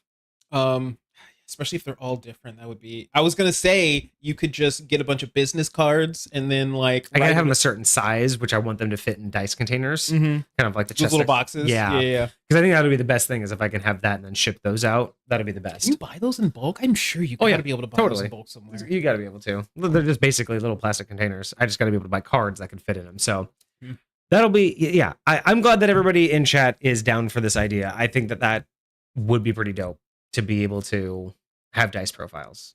I think that would be unique. And beyond that, I don't know what else to do for merch other than like, stickers and whatnot, which we'll get once we get these emotes finalized. I think that'll be next. Once I get these last emotes done, I think I will find somewhere that we can transfer those emotes into stickers, and then those will also go up on the merch store along with the dice profile. So wild. So we'll start. That's gonna be. We'll start getting merch, y'all. We'll start getting merch here soon, starting with stickers. I think stickers are the way to go, especially just for like the stupid little you with already our have the full design out. You don't have to like put it on a shirt. You don't have to get it manufactured. You're just printing stickers. People can just put them anywhere, and then we can get. We need to get like 1,000 of them, so cheap. And then those can also be one of those things where anytime we do giveaways, we could throw it like kind of like what I did for the subathon. Oh yeah, just like throw a couple in there. I love that. Just like a little emotes. I love that. So, dude, I don't know how difficult it would be to like get like a sticker printer at home where you could just basically like have a way for you to pump out stickers on your own. I'd rather pay someone to do it. I mean, for sure. But I'm just there's got to be a way because my roommate got a button maker, like literally those giant buttons that you see for like whatever. Like they got a button maker for her partner's 30th birthday, and was like, level 30 achieved. And she also turned it into buttons or magnets, like for refrigerators and stuff like that. So I think both of those. But like, question is like those are fairly easy for them to make. Just like pop it out, and I'm like, that's gotta be wild. Like it's gotta be relatively. It's not expensive. It's just one of those hobbies that it takes so much for you to get your money back on if it's not a passion project. Yeah. It's just one of those things that is kind of a slog. You know what I mean? Sure. It just takes a lot. But who knows? Maybe we'll get there. I think that stickers would be a huge benefit. I think that agreed. I think that those would be a great start. The dice profile, I think, was going to be great. OSR will be a new fun adventure. Because that's really not going to like do anything for us other than just be a new like streaming outlet. So it's not really going to be any major income generation, right? Other than just new viewers. But yeah, I think if you have anybody out there, if y'all have ideas on merch that you would be interested in, let us know in Discord because I'm still looking for merch ideas. Outside of the suggestions channel. Suggestions, just anywhere at this point, you know what I mean? Sure. Like really just if you have any ideas of things that you would be interested in or merch that you've bought in the past from people, I'm curious to know what type of merch sells. Sure. I know plushies are a big deal, but until we really finalize whether or not the emotes and the avatars are like our thing, but I wouldn't mind a little, like, honestly, I wouldn't mind a little plushie of my little emote guy. Oh, like, heck yeah. I really wouldn't mind. I would totally have him just chilling like right over here the whole time. You gotta get a little shelf over there for your little gadgets and gadgets. That'd be sick. Yeah. I don't know. We'll figure it out. So what are we doing this Friday? We might have OSR updates on Friday, but I doubt we'll have anything major. So what do we want to do? We did Johnny 5 recently. We did Johnny 5. We did that pop culture build, which was really fun. We haven't done the subletting subclasses in a while. Yeah. We also haven't done anything else in a while either, other than subletting subclasses. Like we haven't done a tavern stream in a while. We haven't tried to do another IRL stream in a minute. I'd say before Johnny 5, that was the most recent thing we did. An IRL stream. Oh yeah. We tried to do the walk. Try to go walking at one point. It worked. It was very the connectivity. It didn't really. It had some technical difficulties. Technically, I don't know. I think that's where OSR is going to be really nice because OSR is going to be very easy to just default to. Yeah. Like Fridays are I always wanted to keep Fridays open, but being so focused on these other projects, it's hard to get hyped for those other ones. It's not where my mind's at right now. And I know that they're good, and I know that we should continue doing them. So maybe if I don't think of anything else between now and Friday, we will do another Sublady and subclasses. We'll do the Echo Ranger because I finally want to get that series kind of like finalized. And unless we can come up with anything else, or unless people have other ideas, unless we get anything in the Discord from the community about a better idea, we'll probably do another Echo Knight, or an Echo Knight into an Echo Ranger, Echo Archer or something. But other than that, it's all about the potentials. And so far, we keep using the potential of like the other person. What if the Echo Archer uses the potential of like a different arrow? Interesting. So like can turn a miss. Like if you miss a target, you can use like the potential energy to redirect it and hit a different target, because like the potential universe you aimed differently. Have it follow another potential track or potential line. So it has nothing to do with the switching places with the person, but what about like if you guys, again, the idea behind the Sublady and subclasses is how would each class have seen someone use that ability and adapted their own. So if you see like, the Echo Knight, do that with that. Let me see if I can do this with that. Right. So the Echo Knight and our Echo Assassin can trade places with alternate potential selves. Why can't the Archer be like, I don't care about myself, but what about my arrows? If I miss, what if there was a potential where I hit? Or like I aim at this target in front of me and I miss it, but what if the potential was I was actually aiming at that one and I bullseyed it instead? I think there would be a really, really clean idea for, imagine being able to, I shoot one arrow, but then I use an ability that taps into like multiple other realities, and I can shoot multiple targets, multiple arrows, or you basically get advantage, but it can't be against the same target. So if you miss, you get a re-roll, but it has to be like a new target. So it could be something like that. It could be, so that might be where we go with Friday's stream, and moving forward, we're just going to keep building, doing stuff as best we can. But we want more ideas from you, the community. We want to know what you want to see and what you want us to talk about, because we are here for you. We're only here for you. So that's right. I mean, a little bit for us too, but you guys are the reasons why we stay here. Yeah. Rather than just going somewhere else. Cart, we don't tear you guys down. We just tell you how bad your homebrew is. That's all. Tear you down? What are you talking about? You guys are the greatest.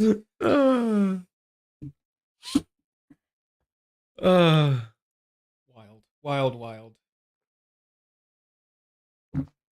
We try not to tear anybody down. The whole point is to give perspective. We are not professionals. We don't know what we're doing. And as we've said before, there is no right answer. Yes, that's just what you want to do. That is the number one thing, is there are no right answers, just different ways to do it. And we're just here to explain how we would have done it. So, but that was a good one. No, I'm happy with that one. I wish I had more for tonight. It's just I mean, a day. It'd be like that sometimes, but that's all right. I mean, I also do have to get up early because I'm finally going back to like physically be at work again. Your long summer break is finally over. You're 5 weeks off. God, Jesus, so this motherfucker had 5 weeks paid vacation. First of all, you say it's paid vacation. They just took it out of all my other paychecks. Okay, so it's the same money I would have got otherwise, but he was still getting paid for not working. I'm just saying, he didn't show up nowhere. He didn't have to, talk to nobody. Listen, it's just bringing me back to my military days. You get paid no matter what. You get paid on a Saturday, you get paid on a Sunday, you get paid when you're on leave, I don't know about you. I ain't never got paid on a Saturday. Oh, right. Absolutely wild. All right, those emotes are going to get finalized. I'm excited to see those emotes live, like when they're finalized. Yep. And finished. Dude. I can't wait to upload those. I'm almost upset that the number of emotes I can have in Twitch is so limited. Is it really? Yeah. What's the max you can have? So, because I swear there's so freaking many. but we can only upload so many of our own right now. Like how big we are, there's only so much that we can do. Really? So if I we might have to cycle emotes. Oh, we have to. I've already had to since we got new ones. Oh, we've taken some out? So yeah, so you'll see here, like the standard emotes, I only get 5 standard emotes. That means anybody who comes to our channel can use those as long as they're following us. Okay. And then I have sub emotes. So if you're a tier 1 sub, I have 6. Sure. And then if you're... Is that the max you can have for tier 1? Yeah. And then for tier 2, looks like we can have 1, and I can have 1 tier 3. So that's it. So if I get more, I can't upload those to Twitch. I can only have so many, but we can upload all of them to Discord. What increases your tier of sub? So that's just what they get. They can buy a tier 3 or tier 2 subscription. That's just like the subtype is just more money. And we just don't offer anything for it. But as we get bigger, this will increase. So the more followers we have, eventually they will allow us to have more. What about what shows up on Discord? That's unlimited. We can have as many in Discord as we want right now. And so the ones in Discord aren't directly tied to these ones. They're just the same ones. They're the same ones, but there's all of them. Yes, all of them are available in our Discord. Got you. So yeah, they will all be available in Discord. That's where I use them the most anyway. Now, weird question. I feel like I've been able to use some of those emotes outside of our Discord, but there's some of them that I don't have access to outside of our Discord. That's Discord basically trying to get you to get Nitro. So it teases you. It says, here, try this out. Oh, you like that? If you want to use the rest of them, buy Nitro. Wow. So yes, there's no rhyme or reason. It just chooses which ones you're allowed to use outside. Rude. Just to get you to pay for Nitro. It's all right. The one I use the most is my heart emoji for whenever I want to like something. I'll just throw that on anybody. I can do it in direct messages. I can do it in other channels and stuff like that. So I don't know. I love it. Most people when I use it don't even know it's me. Most people when I use it don't even recognize that like it's meant to be my little avatar, but it's wild. I love it anyways. Huh. Well, ain't that some shit? What is it? So, I'm looking at Twitch's I'm looking at Twitch right now, and 4 of the top 5 streamers, it's the same stream. Are they actually different people? Maybe different people streaming the exact same thing. Well, yeah, they're different streamers, but I don't know if they're like the different people in the stream, like. Oh, if one's the DM, one's one of the players. I feel like that might be the case. I feel like that's definitely the case. Let me see. Are all of them have like a decent amount of people in there? Well, yeah, that's what I want to check. Interesting. Unless, are they... Oh, no, they're doing a stream together. That's why. That's a 4-person stream together. That's why they're all sharing the same screen. That's why it looks that way. I thought that they were playing some fucky games here. No, that's 4 different streamers all playing, doing the same thing, but they're doing the stream together function. Mm-hmm. So it's conglomerating. When you look at the stream numbers, are they all the same? Yes. Okay. They all have the same viewer count. So yeah, they're just sharing. That's wild. I just wanted to come on to here to see. Yeah, there's another group that's doing it too. That's funny. I didn't realize that. Oh, there's another group that's doing it. Holy shit. That's apparently a new thing here. Oh, and look, there we are. That's nice. See, we do just kind of stand out. I do like that we stand out just a bit. For sure. Like when you're scrolling through here, we don't look like the everyday. I don't think we look that great. Like we don't look anything like eye-catching, but it is nice to see that we're in here. And we're not at the bottom. It's nice to finally see that we're not at the bottom. What are we, the top 3-4 rows? Something like that? No, we're at the bottom of 3, but still. It's not that bad. Anyway, I don't know. It's getting late. You said you had to get up early, and I have stuff I got to do. So I think we'll cut it there. But thank you all so much for joining us. I hope you enjoyed the review, and I hope you got some good information from it. We'll be back on Friday, most likely with some subletting subclasses, and we'll be back on Monday for more homebrew review. But if you see us online, come by, stop by, say hi. We appreciate it. Otherwise, I hope you guys had a fantastic weekend and a great week ahead of you. Cheers.